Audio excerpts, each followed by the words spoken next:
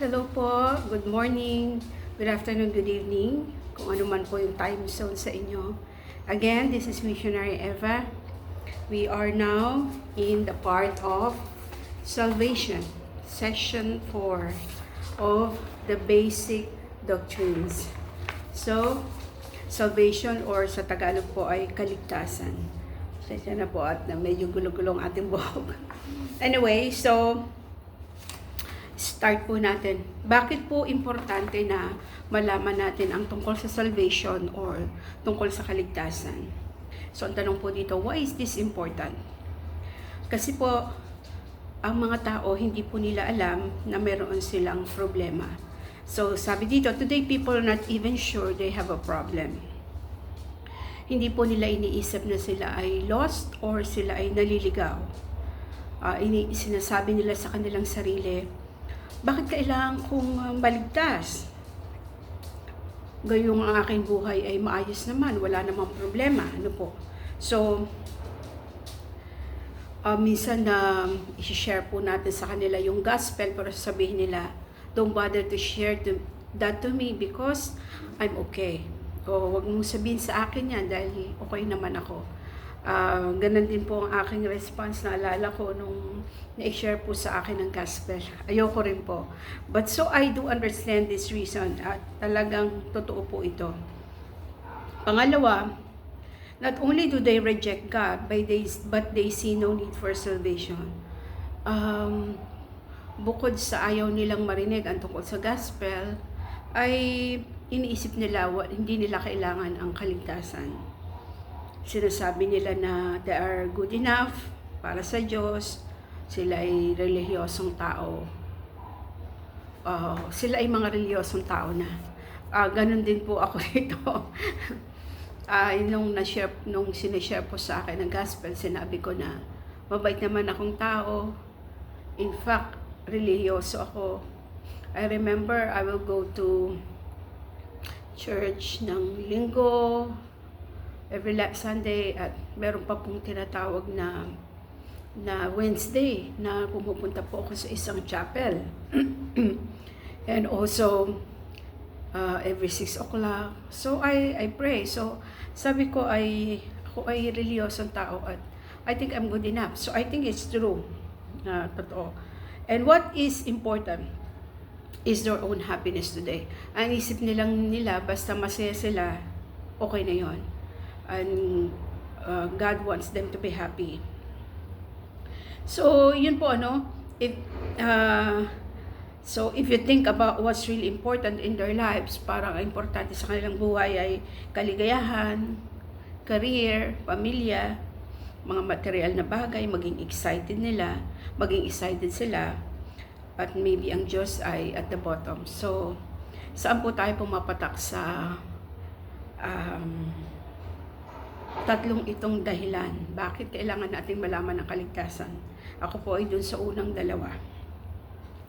Kahit po sa mga Kristiyano na, even among Christian, still much misunderstanding about how people are saved.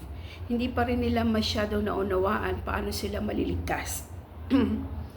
Maraming mga Kristiyano, they say na naintindihan nila ang kaligtasan, but marami pa rin mga misconceptions or parang mga maling concept. Ano po? Minsan iniisip pa nila, ako ba talaga ay ligtas? Am I saved forever? Parang tinatanong din po nila. They wonder kung yung kaligtasan ay permanente ba?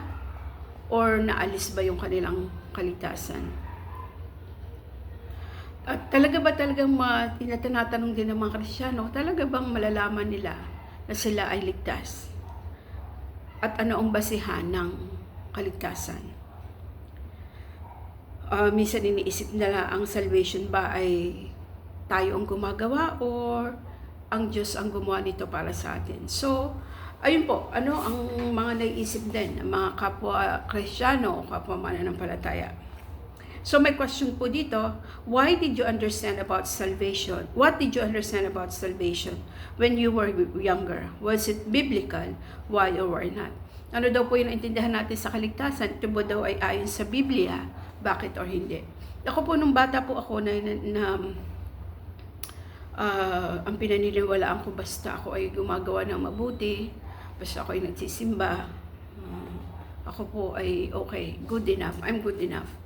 At ako po ay God is happy, so I will be in heaven. Yun po yung aking pananaw nung hindi ko pa po naririnig ang katotohanan ng kaligtasan. So, okay, magpatuloy po tayo. Ano po yung dapat nating malaman? Ang ating pong pananampalataya ay may tinatawag na statement of faith about salvation. Meron po tayong pinaniniwalaan patungkol sa kaligtasan. So una po na pag-aralan natin na ang statement of faith natin ay naniniwala tayo na ang Biblia ay salita ng Diyos. At pangalawa po, ang Diyos ay may iba-ibang katangian na dapat nating aralin at talaga ipagpasalamat. At ngayon nga po, ang pag-aaralan natin ay pangatlo po ay yung mga ginawa ni Jesus pala sa cross. Anong ginawa niya for the cross? And then ito po yung pang-apat na salvation or kaligtasan. So ang ating pong statement of faith o ating pinaniniwalaan pagdating sa kaligtasan, sinasabi po dito ay nasa Efeso 2:8-9.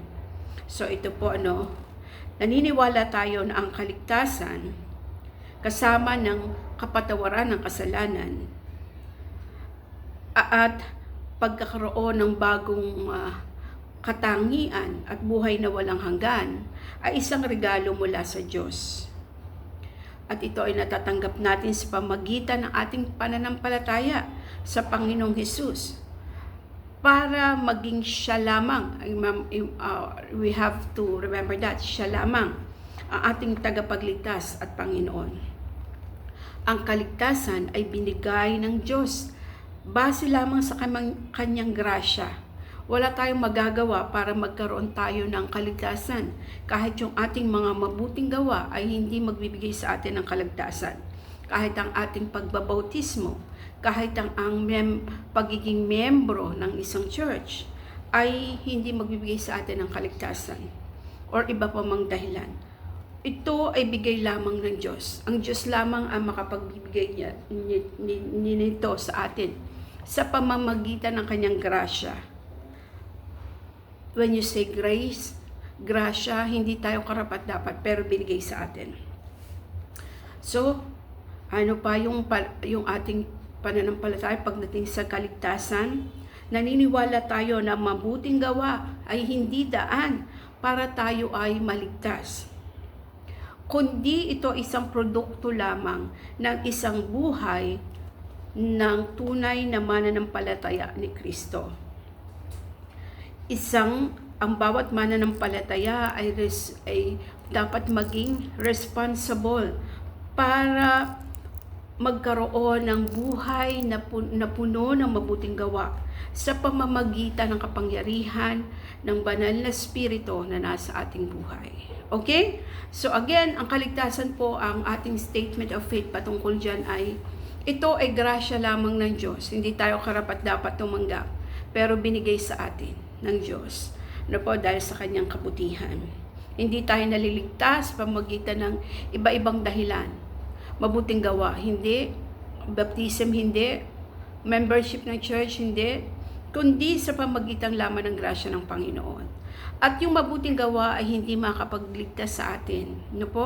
Ito ay produkto lamang kapag tayo ay tunay na tumanggap sa Panginoon. So yun po yung ating statement of faith. Tayo po ay gumagawa ng mabuti dahil lamang sa ating pasasalamat sa ating Panginoon. Okay? So ano po yung mag-pursue po tayo, magpatuloy tayo. So nakalagay po dito, kaligtasan o yung ating kondisyon. Nalalaman natin doon po sa nung si Eva at Adan po ay magkasala, ating ating mga ninuno, we experience spiritual death. Nagkaroon tayo ng spiritual death because of the fall of Adam and Eve. Makikita natin yan sa Roma 5:12. Dahil dun sa fall ni Adam and Eve, naging um, slave. Ano ba yung slave? Naging slave. Ano po ba yun? Parang alipin tayo ng kasalanan at ng Satan. Yun po ay nasa John 8:34 at Romans 6:6. At ano pa po, we became objects of God's abiding wrath. Nagalit po sa atin ng Diyos doon sa fall ni Adam and Eve, yung magkasala si Adan at Eva. Nasa John naman po yan, 3:36. Okay? Dahil po doon sa kondisyong na yun, nagkaroon po ng hadlang ang tao na magkaroon ng relasyon sa Diyos. At wala po tayong magagawa para mabago yung sitwasyon na yon. Kumbaga, no matter anumang mabuting gawa, ay talaga tayo ay spiritually dead because of that fall. Yun po yung ating kondisyon. No po? Hindi natin pwedeng pasayihin ang Diyos. Hindi pa, ano pa rin, slave pa rin tayo ng kasalanan ni Satan. Ano pa din tayo galit pa rin ang Diyos sa atin. Yun po yung hadlang, ano po. Ito pong mga hadlang na ito, hindi natin pwedeng maalis o ma-overcome on our own. Kahit po yung ating mabubuting gawa, ay imposible rin po na umalis ng mga hadlang ito. Ano po? So nakikita natin yung threefold wrath, threefold na barrier or ng hadlang. Ano po? Nakita natin wrath, slavery, and death. Okay? So, wrath, galit ang Diyos sa atin. Slavery, naging alipin tayo ng kasalanan at ni Satanas. Tayo ay spiritually dead. Okay? So, yun po. Kaya, nahiwala yung Diyos sa tao. Ito kasi may barrier. May hadlang. Ano po? So, sa Ephesians 2:1-3, and you were dead in your trespasses and sin, in which you formerly walked according to the course of this world, according to the prince of the power of the air. Ano po? And we by nature children of wrath, even as the rest. So children of wrath tayo, no? Anak tayo ng talagang galit ng Diyos. Ano po? So, ano po? So, may malaki po tayong problema out of that, ano. But what did Christ do in order to overcome this barrier? So ano daw po yung ginawa ni Jesus to overcome this barrier? Nakita natin dito po, Christ's death overcame all. So nakita natin po, Christ's death overcame all. Yung wrath through propitiation, slavery, redemption, and spiritual death, substitution.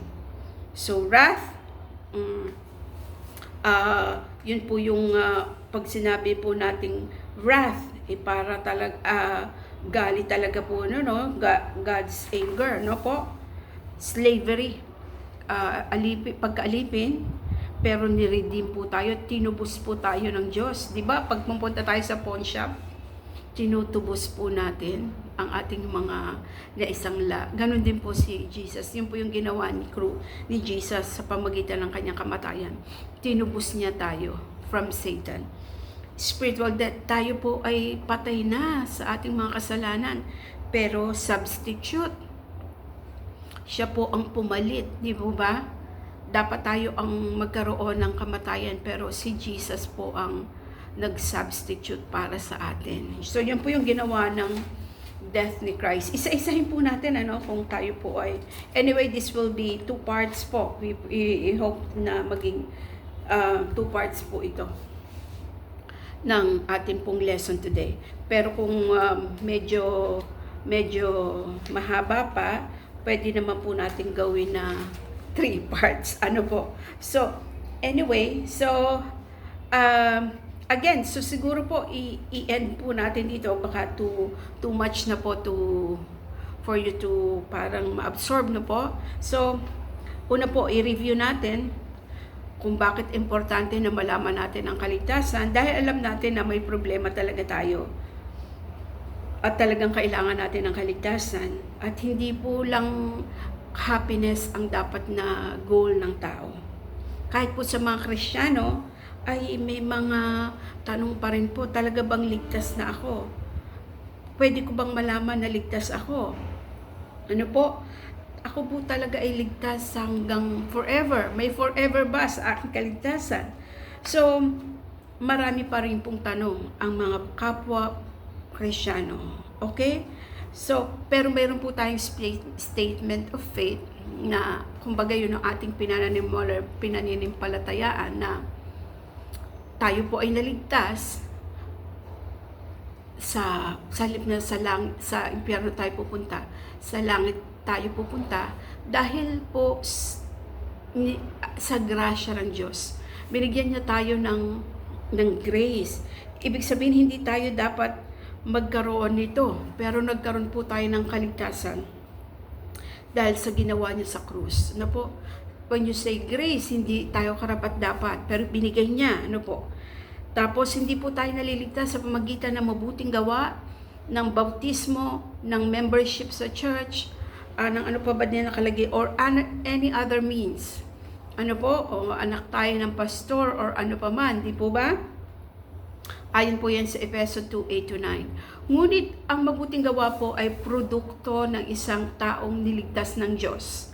Ano po, nakikita yung produkto ng pagiging anak ng Diyos. Kasi nga po, nasa loob natin ang banal na espiritu. So nakikita po yung mabuting gawa sa ating buhay. Kasi po tayo ay mga anak na ng Diyos nung tinanggap natin yung ginawa ni Jesus sa cross. Nung namatay siya sa cross. Ano po? So, bakit kailangan natin ng kaligtasan? Sabi dito, our condition at the fall.